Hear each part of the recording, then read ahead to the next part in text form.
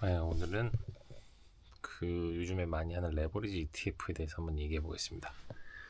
레버리지 ETF는 이제 기초자산, 기초지수를 추종하는 거를 이제 2배, 3배 이제 이렇게 하는 건데요.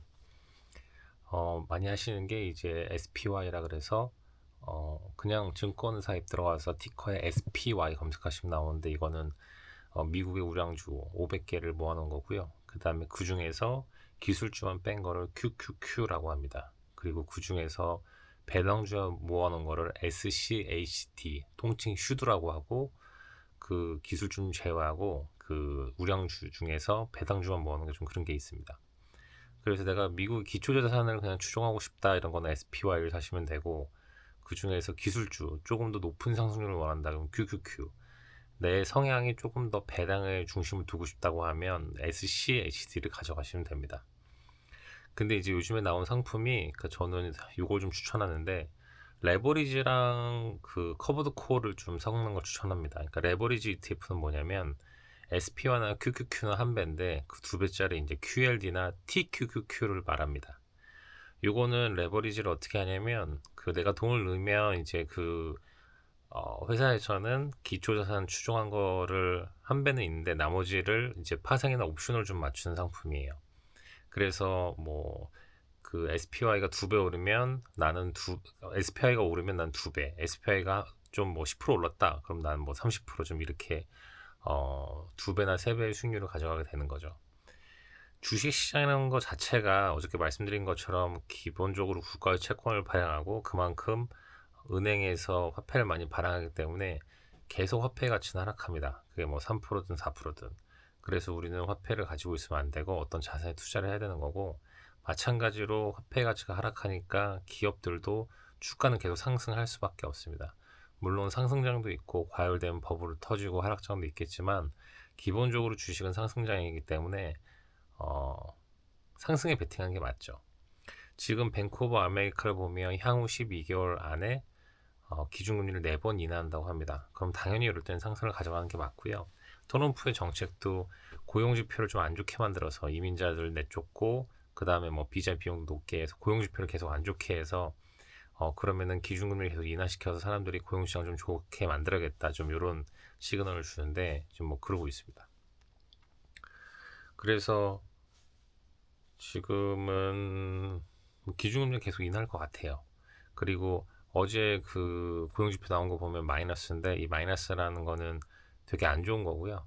그래서 미국에서 그 CME, 시카고 이제 선물 거래소 CME 페드워치라는 거를 보면 다음에 기준금리가 거의 90% 정도 인하한다고 지금 보고 있습니다. 이제 무조건 기준금리 인하한다는 거죠. 기준금리 인하하게 되면 그 보통 주가는 이제 PER 이런 걸 많이 들어보셨겠지만 미래 가치를 현재로 할인해서 계산을 하거든요. 그럼 그거를 이제 뭐 빚을 빼고 발행 주식수로 나누면 이제 그게 현재 주가입니다.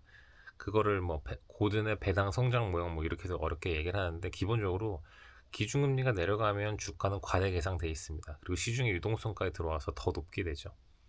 그래서 기준금리가 내려가면 주가는 올라간다, 부동산도 올라간다, 이렇게 보시면 되고, 그럼 지금 같은 경우에서는 그 내 돈이 왜 이제 레버리지랑 커버드 콜을 추천하냐면, 내 돈이 1억이 있으면 레버리지는 1억을 투자하면 그 두 배로 올라요. 그러니까 1억이 2억이 되면 레버리지는 두 배를 추종하기 때문에 나는 그냥 2억이 오르는 게 아니고 4억이 오르게 되죠.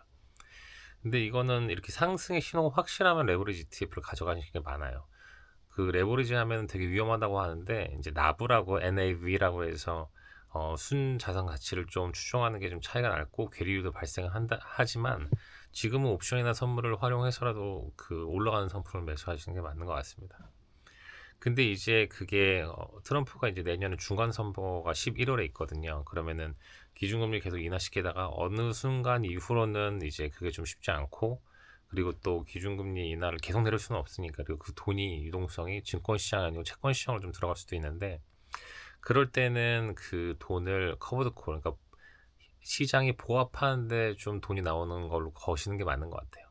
그래서 내가 1억이 있다면 그 1억을 그냥 SPY 사놓는 게 아니고, 1억 중에 절반은 한 5천만 원은 SP 그 레버리지 두 배짜리 거시면 1억을 투자한 거랑 같은 효과를 내잖아요. 그리고 나머지 5천만 원 커버드 콜로 거는 거죠.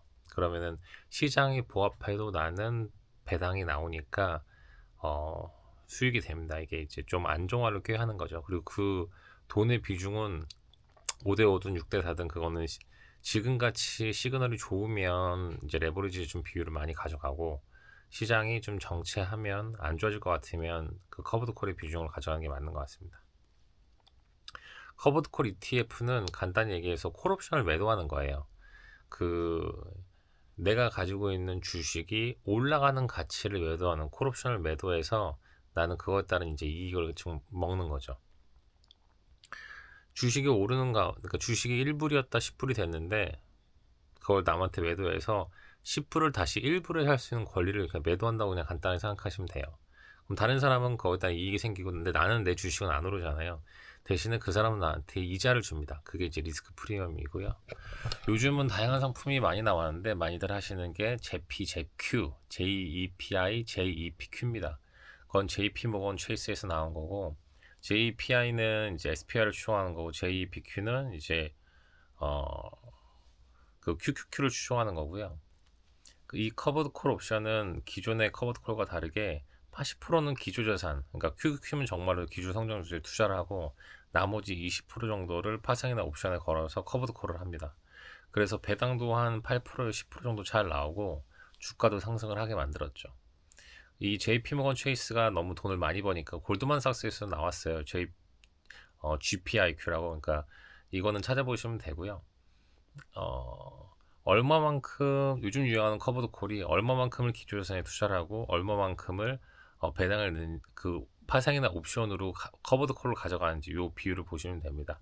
기존에 이제 QYLD 같은 경우에서는 이제 커버드 콜 100%였는데 그러면은 이제 자금이 녹아내린다는 게 있으니까 그걸 좀 조정해서 좀 이런 게 많이 나왔어요. 그거 말고 더 이제 CONY 이렇게 코니 같이 더 이 옵션을 좀 많이 걸어서 자산의 가치가 더 많이 희석되면서 배당을 많이 받는 것도 있어요. 주가는 계속 내려가지만 그걸 상쇄할 만큼 배당을 많이 받는 상품도 있습니다. 이제 일드맥스에서 나온 거고요. 그래서 이제 요는 이겁니다. 이렇게 시장이 확실하면 올라가는 상품, 그걸 뭐 한 배든 두 배든 세 배든 거기에 걸어라. 뭐 레버리지가 사실 그렇게 크게 저는 위험하다고 생각은 안 합니다. 물론 계속 시장이 보합하면 위험하죠. 그러면 정말로 주가가 녹아다닌다는 표현이 맞고, 왜냐면 파생이나 옵션으로 조절해야 되기 때문에 그 수수료가 계속 나가거든요. 근데 그럴 때를 대비해서 현재 보합장에서도 이익을 가져갈 수 있는 커버드 콜을 섞는 걸 추천해 드립니다.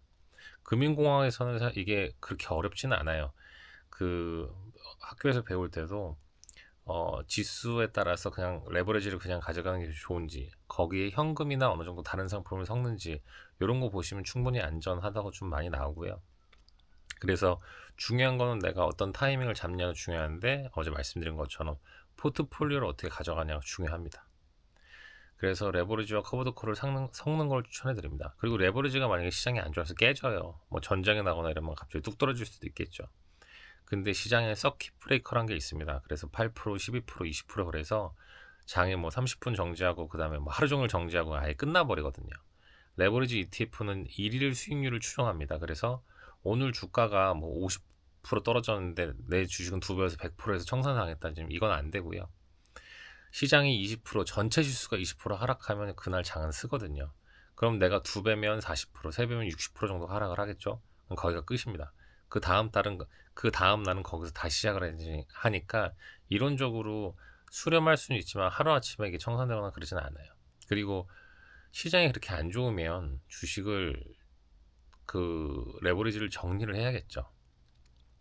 올라가는 TQQQ, 내려가는 거는 SQQQ라고 하고요. 그거는 하락의 세배 거는 상품이어서 그런 것도 있습니다. 그래서 너무 확실하게 그 정부에서 금리를 올리겠다, 아니면 경기 침체가 왔다 이렇게 봐서 계속 주가가 내려가는 게 너무 확실한 것도 거시는 게 좋습니다. 단기적으로는요. 왜냐하면 하락장에 베팅하는 거, 숏을 친다는 거는 다른 사람은 돈 다 읽는데 난 먹겠다는 거니까 그건 그렇게 바람직하지도 않은 것 같고, 시장 자체가 원래 상승을 하기 때문에 그렇게 해서는 크게 안정적으로 투자를 하기는 좀 어려운 것 같고요. 그래서 오늘 말씀드린 게 커버드 콜하고 레버리지 상품입니다. 앞으로도 뭐 주식의 다른 상품, 아니 뭐 ETF, 아니 뭐 부동산, 아파트 이런 것도 좀 계속 설명드릴 수 있도록 하겠습니다. 한 10분 단위로 만들어서 한번 올려보겠습니다.